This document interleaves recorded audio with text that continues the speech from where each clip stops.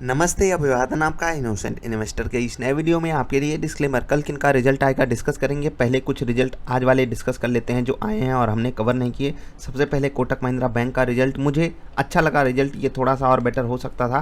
मैं आपको कंडीशन समझाऊंगा। अगर आप टोटल इनकम की बात करोगे, ठीक है, कोटक महिंद्रा बैंक की, तो वो आई है 8,062 करोड़। पिछले क्वार्टर से कम है क्योंकि यहाँ पर जो अदर इनकम हुई है वो थोड़ी सी कम हो गई। मैं आपको समझा दूंगा। लेकिन अगर हम पिछले साल के इस क्वार्टर से कंपेयर करें, 30 जून 2020 से कंपेयर करें, तो यहाँ पर एक बेहतरीन इंप्रूवमेंट आपको देखने को मिलेगी टोटल इनकम में। याद रखिएगा, ये जो अदर इनकम होती है ये फाइनेंशियल एडवाइजरी से आती है, ठीक है, फॉरेक्स ट्रांजैक्शन से आती है, ठीक है, लेटर ऑफ क्रेडिट जो इशू किया जाता है वहाँ से बैंक कमाई करता है। वो कमाई इस क्वार्टर में कम हुई है और काफ़ी कम हुई है अगर हम जस्ट पिछले क्वार्टर से कंपेयर करें। इस कारण ये जो इनकम है वो कम हो गई है इसके कंपेरिजन में। और यहाँ से अगर हम कंपेयर करें तो इनकम बढ़ी है, लेकिन ये वाली जो इनकम है, समझ रहे हैं ना, मैं अभी जो आपको समझाया, forex conversion, financial advisory, letter of credit जारी करके जो पैसा कमाया जाता है वो यहाँ से लगभग डबल हुआ है। तो यहाँ पर इम्प्रूवमेंट होना बिल्कुल आम बात थी। कुछ ऐसा नहीं कर दिया कोटक महिंद्रा बैंक ने जो आउट ऑफ द बॉक्स हो। आई होप आप समझ गए होंगे।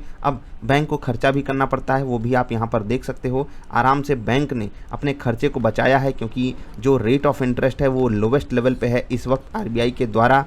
इसी कारण यहाँ के कंपैरिजन में भी कम ब्याज इनको खर्च करनी पड़ी, यहाँ के भी कंपैरिजन में, और ये काफ़ी अच्छी बात है। ऑपरेटिंग एक्सपेंसेस थोड़े से बढ़े हैं, यानी कि महंगाई बढ़ी है, वो आप समझ पा रहे होगे एकदम साफ साफ देख करके। एम्प्लॉयज़ के ऊपर इन्होंने हाईएस्ट लेवल पे खर्चा किया है। तो मेरा प्यारा दुलारा बैंक है, आप सभी का भी प्यारा दुलारा होगा। याद रखिएगा, एचडीएफसी बैंक से भी ज़्यादा प्रीमियम इस बैंक को देती है भारत की स्टॉक मार्केट। तो आप समझ पाते हो कि कितना बेहतरीन, कितना प्यारा निराला बैंक है आपका प्यारा दुलारा।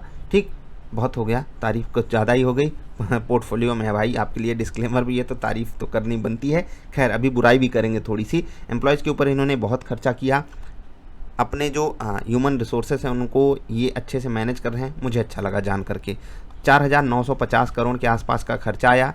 यहाँ के कंपैरिजन में खर्चा अंडर कंट्रोल है, कारण मैंने आपको समझा दिया, ठीक है। और यहाँ के कंपैरिजन में भी खर्चा अंडर कंट्रोल है, यानी कि खर्चा लगभग लोवेस्ट लेवल पे है। अगर हम यहाँ इन तीनों में देखें तो काफ़ी अच्छी बात है। अब कुछ बात जो मुझे नहीं अच्छी लगी वो ये है, थोड़ा सा नीचे चलेंगे इनको। आप एक बात समझिए कि जो इनका नेट एनपीए है वो 1.21 से बढ़कर के 1.28 हो गया, और ये जो प्रोविजनिंग किए हैं वो लोवेस्ट किए हैं इन तीनों ही क्वार्टर्स में, समझ रहे हैं ना। अब अगर आप 1640 करोड़ का प्रॉफिट देखोगे तो आप खुश हो जाओगे, क्योंकि यहाँ पर इस वाले कंपैरिजन से यहाँ पर जो प्रॉफिट है वो नेक टू नेक है। यहाँ से प्रॉफिट जो है वो बढ़ा हुआ है। लेकिन मैं ये चाहता था कि ये जो प्रोविजनिंग किए हैं, नेट एनपीए बिल्कुल घटा सकते थे। ये प्रोविजनिंग लगभग अगर ये कम से कम 1200 करोड़ की कर देते तो भले हमको यहाँ पर 300 करोड़ रुपए का प्रॉफिट कम दिखाई देता, 1200-1300 करोड़। बाकी वो बैंक का अपना मैनेजमेंट है, अच्छे से संभालते हैं, वो हम से ज़्यादा जानकारी रखते हैं। मैं बस यहीं पर थोड़ा सा निराश हुआ।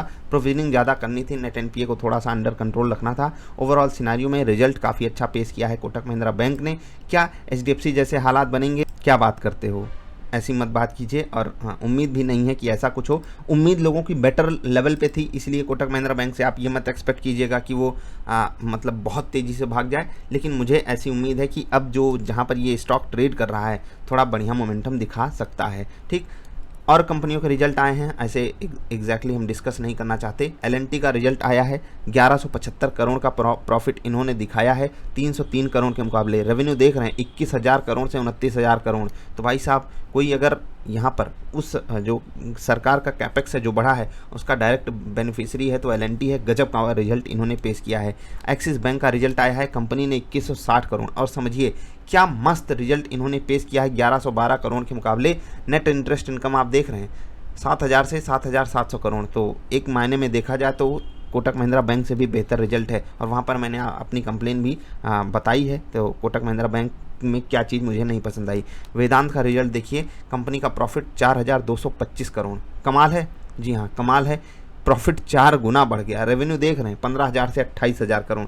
क्या कहें, अब ये कमाल की बात है कितने अच्छे रिजल्ट देने वाली भी कंपनियां भी बाजार में हैं। इससे पहले वाला रिजल्ट मैंने वेदांत का डिस्कस किया था, वहाँ पर आपसे कुछ बातें कही थी और होता है, कमाल होता रहता है।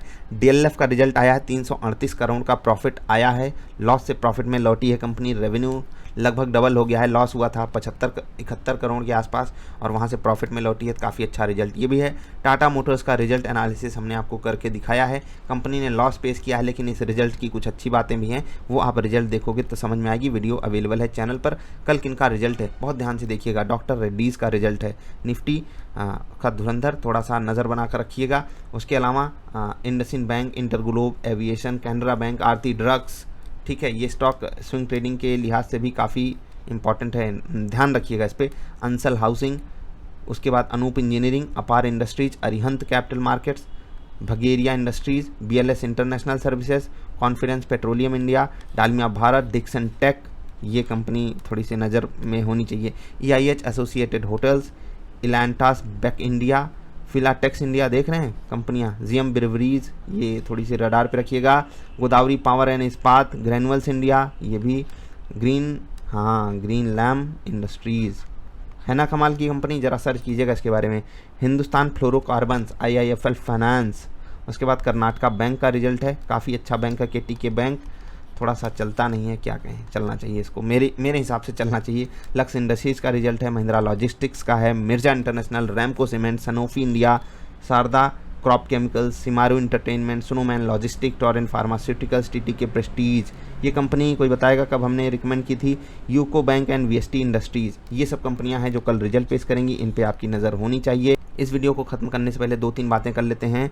जो FIIs का डेटा मैंने आपको 450 करोड़ के 500 करोड़ के आसपास बताया है, वो लगभग उनकी सेलिंग है 2500 करोड़ के आसपास। डेटा थोड़ा सा मिसमैच हुआ था हमारे द्वारा, तो आपसे हम माफ़ी चाहते हैं। FIIs का ही डेटा मिसमैच हुआ था, DIIs का डेटा लगभग हमने सही पकड़ा था।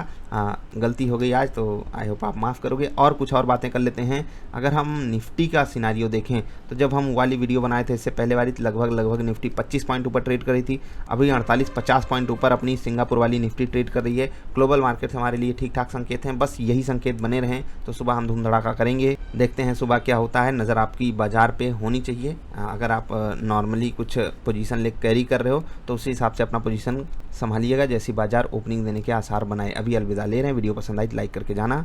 टाटा मोटर्स का रिजल्ट हमने एनालाइज किया है, ज़रूर वो वीडियो देखकर अपना निर्णय लीजिएगा, काफ़ी अच्छी एनालिसिस हमने आपको दी है, देखिए ज़रूर। नमस्कार।